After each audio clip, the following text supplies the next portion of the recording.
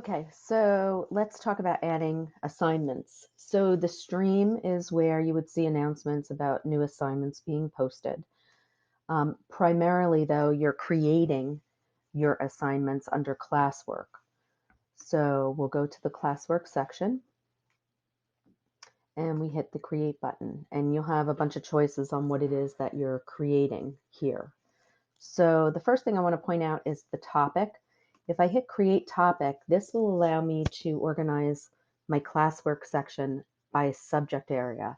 So if I wanted, I could create a topic for each of my subjects I'll be teaching, and I would continue on doing that. Then as I make my assignments, I can designate what topic they're going to go under. Again, you don't have to do it this way. It's just an option if you want to try and organize the assignments by the content area that they pertain to. And you'll see also along the side here, you can quickly navigate to the section that you need to work in. So that's also nice. So now I'm going to go into Create, click Assignment, and I'm going to type, oops, the name of my assignment. I can put the instructions in here. It's optional.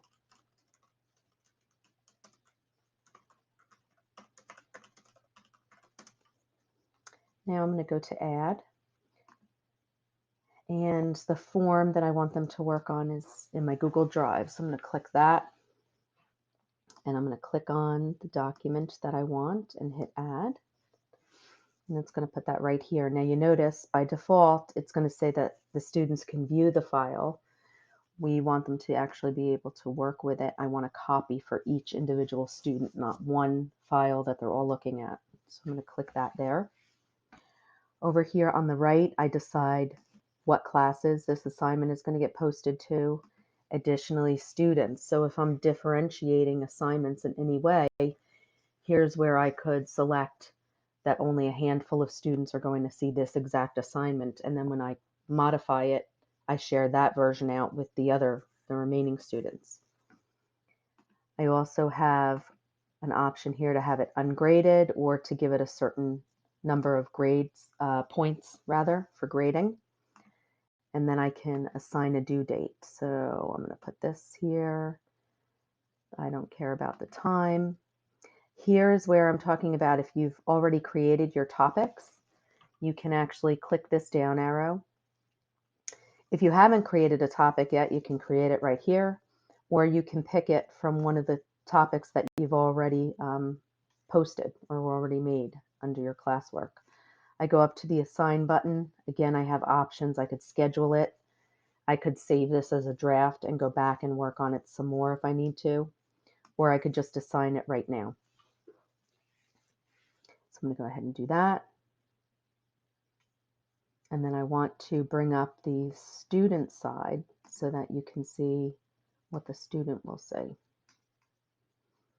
Okay, let's refresh.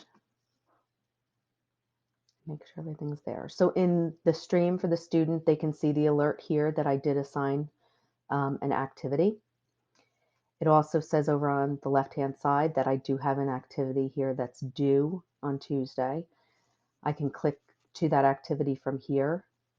Here, if I go under my classwork, it's organized under the topic that my teacher placed it under. So when I click it, you'll notice that in making a copy for each student, it has automatically put the student's name in front of the title of the assignment. So that's very helpful too. And now the student can go ahead and come in here and complete the assignment as you ask them to. You'll notice up here in the top right, there's a turn in button. When the student hits turn in, they're going to get a message saying that this is going to be turned into the teacher. So you hit turn in again.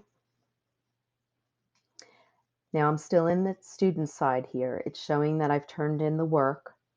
If for some reason I need to pull that work back because I forgot to finish it, I can hit unsubmit, unsubmit again, and that work will be back for me to continue on and then resubmit.